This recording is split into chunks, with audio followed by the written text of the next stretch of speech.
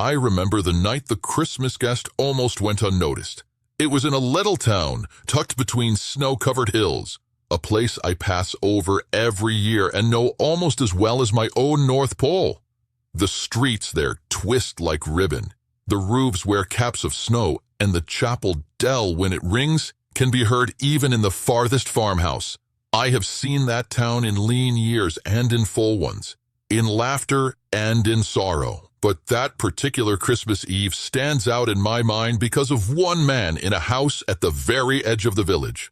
His name was Martin. He lived alone in a small cottage with a sagging roof and crooked shutters, at the end of a lane that most people only traveled when they had a reason to go there. His wife had gone to rest in the churchyard some years before, and his children had grown and scattered like leaves in the autumn wind. They wrote when they could, sent small gifts when they were able, but most nights it was just Martin and his ticking clock, the crackle of his fire, and the murmur of the wind against the window. Now Martin was not a rich man, but he was a proud one in his quiet way. His boots were always polished, his tools hung neatly on the wall, and his table, though simple, was always clean. He made chairs and tables and little carved toys for the villagers, and when his work was done, he would sit by the window with a cup of tea and watch the world go by in the lane outside. That winter had felt longer than most. His eyes were not as sharp as they once had been, and his hands stiffened in the cold. Some days the ache in his bones made him feel older than the hills. On those evenings, he would sit close to the fire and talk to his wife as if she were still there beside him, telling her what had happened at the market, what the children in the square were doing, what the weather had been like. On the night before Christmas, as the wind rattled the shutters and the snow danced under the lamplight, Martin sat in his chair by the window and sighed. It would be something, he murmured, to have a guest this year. Just one, someone to share the bread and the soup, to sit by the fire and listen to the clock, just once more. He did not expect an answer. He never did. But as he watched the snow swirling outside, his eyelids grew heavy, and he drifted into a doze, half asleep and half awake in the way that makes the world feel thin and bright. In that quiet place, he had a dream. He saw his little room filled with a soft light, as if a lantern had been lit where no lantern stood. The fire glowed more warmly, the shadows drew back, and a voice, gentle and clear, spoke his name. Martin. He straightened in his chair. Yes, he whispered, unsure if he was speaking aloud or only in his heart. Tomorrow, the voice said, on Christmas Day, I will visit you. That was all. The light faded, the room returned to its ordinary dimness, and Martin woke with a start, his heart pounding. He sat for a long moment, listening to the ticking clock and the crackle of the coals. The dream felt so real that he could still hear the echo of the voice. He pressed a hand to his chest. Tomorrow, he repeated softly, he will visit me. He did not say who he thought the he might be. In church, he had heard many times about a child who had come once long ago, who visited hearts even now, who walked unrecognized along ordinary roads. The idea that such a guest might come to his little cottage made his hands tremble. Well then, he said, pushing himself to his feet, I must be ready. He spent the rest of that night and the early morning in a quiet flurry. He swept the floor twice, chasing specks of dust from the corners. He polished the old brass lamp until it shone. He set his best cloth on the table, soft and worn, but clean as he could make it. He took down the one jar of preserves he had been saving and set it beside the bread. He laid out an extra bowl and spoon. He even straightened the picture of his wife on the wall, as if she too should look her best when the guest arrived. By dawn, the house was as tidy as it had ever been. Outside, the snow had slowed, leaving the world muffled and still. The lane lay in a white ribbon leading away into the town. Martin lit his lamp, looked around his little room one last time, and then sat by the window to watch for his guest. He watched all morning. The first person he saw was the street sweeper, bundled in a thin coat, his breath steaming in the cold as he chipped ice from the stones. The man stamped his feet and rubbed his hands, blowing on them between strokes of his broom. Poor fellow, Martin thought. He must be freezing. He hesitated. The guest might come at any moment. He did not want to miss him, but the sweeper's hands were red and raw, and his shoulders drooped under the weight of the cold. 5 minutes, Martin said to himself. If the guest comes, he will understand. He rose, opened the door, and called out, "Friend, come in a moment. Warm yourself." The sweeper looked up, startled. No, I must keep to my work," he said, though his eyes lingered on the glow of the fire inside. "Your work will be there when your fingers can feel again," Martin replied firmly. "Come." Inside, he sat the man by the fire, poured him a cup of hot tea from his kettle, and pressed a slice of bread into his hand. "You are kind," the sweeper said, the warmth returning slowly to his face. "Most people hurry past and pretend they do not see me." Martin shook his head. "No one should be invisible on Christmas," he said. They spoke for a short while, nothing grand, just small words about the weather, the slippery stones, the way the snow stuck in the broom's bristles. When the sweeper's color had returned, he stood. "I must go back," he said. "Thank you, Martin. May your Christmas be blessed." "And yours," Martin replied. When the door closed, he looked quickly up and down the lane. No one was there but a stray dog, nosing at the drift by the fence. Perhaps he will come later, Martin told himself. I must keep watching. The morning passed. Around noon, as the light grew whiter and the clouds began to thin, Martin saw an old woman struggling along the lane. She carried a bundle tucked under one arm and leaned heavily on a stick with the other. The snow under her feet had turned to slick, packed ice, and twice he saw her slip and right herself, heart in her throat. "That path is treacherous," he muttered. "If she falls, she will break something." He glanced at the table. The extra bowl sat beside the pot of soup, steam curling lazily from the lid. The guest might come any minute now, hungry from the road. Still, the old woman slipped again, catching herself on the wall with a little cry. Martin grabbed his coat and stepped out. "Madam," he called gently, "take my arm. The lane is cruel today." She looked up, embarrassed.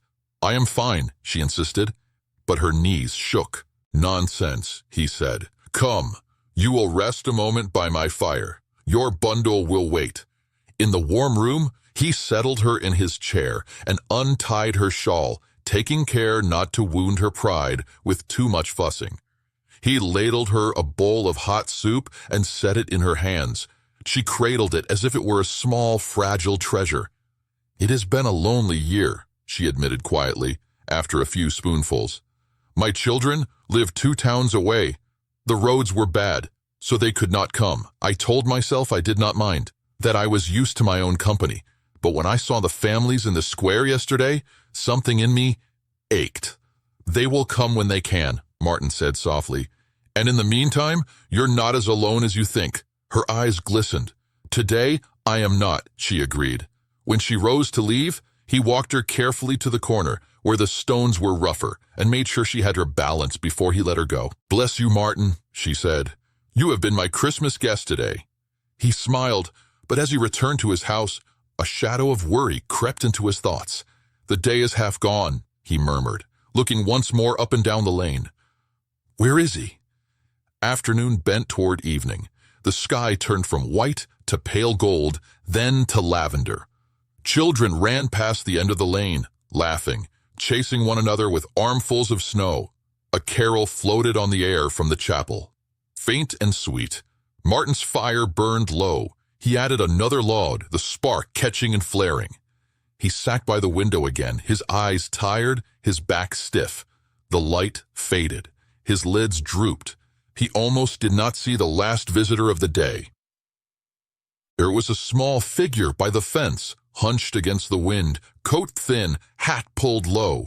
But child, it was hard to tell if it was a boy or girl at first, clutched something wrapped in paper to his chest, but his fingers were turning red with cold. He stopped, looked longingly at the warm glow of the houses farther down the lane, then at Martin's cottage. Then he sat down abruptly on the low stone wall, shoulders shaking. Martin's heart did not hesitate, even if his legs protested as he pushed himself to his feet once more. He opened the door and called out, "Come inside, little one, before the cold eats your toes." The child startled, wiping at his face with the back of his hand, smearing tears and melting snow together. "I shouldn't bother you," he mumbled. "I was only resting." "And freezing," Martin said. "I have a chair. It is empty. Come and occupy it for a few minutes." Inside, the boy perched on the edge of the chair, clutching his parcel. His nose was red, his fingers raw. "Where are you headed?" Martin asked gently, setting a mug of warm milk in front of him. "To my aunt's," the boy replied. "My parents had to work today. They said they would come when they were finished. They told me to go on ahead so I wouldn't be alone at home. It sounded like a good idea until the wind got so cold." He swallowed. "I don't want them to think I'm a coward, so I didn't turn back. I just sat for a minute." Martin nodded slowly. "Sometimes the bravest thing," he said, "is to admit when you are tired." The boy looked at him, eyes wide. "Are you alone?" he asked, glancing around the little room. "Not today," Martin replied with a small smile. "Today I've seen more company than I expected." He insisted the boy drink the milk and eat a piece of bread before he went. Then he wrapped an extra scarf around the child's neck and walked him as far as the end of the lane, where the wind was less sharp and the way to the aunt's house clearer. "Tell your parents," Martin said, "that anyone who walks this far in this cold is no coward." The boy grinned, a little shy light in his face, and hurried on. By the time Martin returned to his cottage, the sky was full dark. The first stars had come out, and the moon, thin as a silver coin, rose over the rooftops. In the distance, the church bell began to ring for the late service. Martin closed the door behind him and leaned against it, suddenly very tired. The table was still set for two. The extra bowl remained unused. The preserves sat unopened. The chair across from his own was empty. He looked at it for a long moment. "I must have imagined it," he said quietly, sinking into his seat. "I must have wanted company so much that I dreamed that promise. You did not come." The words tasted bitter on his tongue. He sat there in the hush, listening to the crackle of the fire and the faint sound of singing drifting from the town. His eyes blurred. He bowed his head.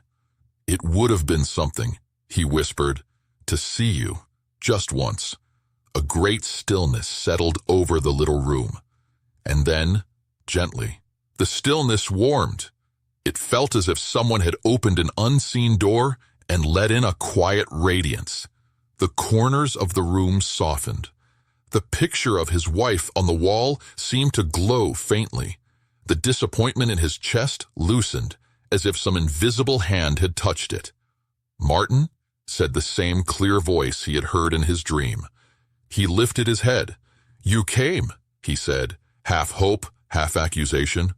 "But I did not see you." There was no figure standing on the hearth, no shining robe, no outstretched hands. Yet the presence filled the room. "I came," the voice said, "3 times today." Martin's mind flew back over the hours. The street sweeper, hunched against the cold. The old woman, trembling on the ice. The little boy, fighting tears on the stone wall. "No," he whispered. "Those were only a man with numb fingers," the voice said softly. "Only a woman with tired bones. Only a child with cold feet and a brave heart.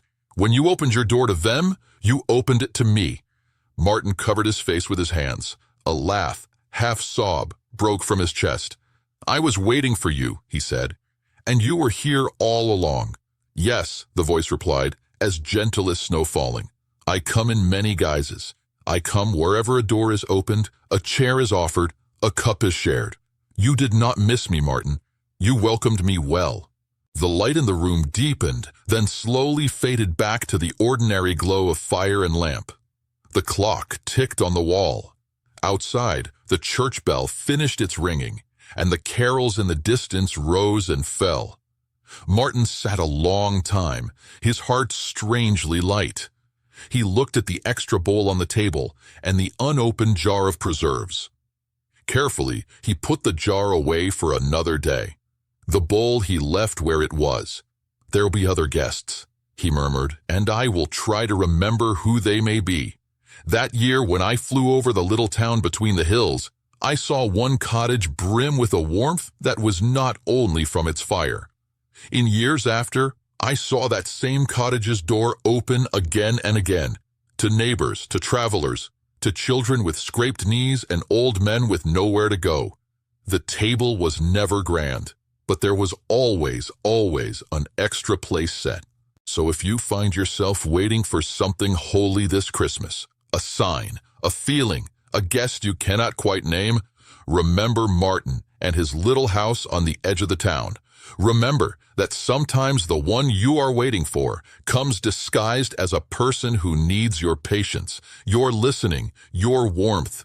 Remember that each stranger at your gate may be a Christmas guest in more ways than you know. I will be out there, as always, watching lights wink on in windows, seeing doors open and close. And when I see someone pull out an extra chair, pour an extra cup, or share their warmth with someone who seems only a passerby, I will think of that night and smile. Merry Christmas, my friend. May every guest you welcome bring you nearer to the one who never tires of coming quietly to your door.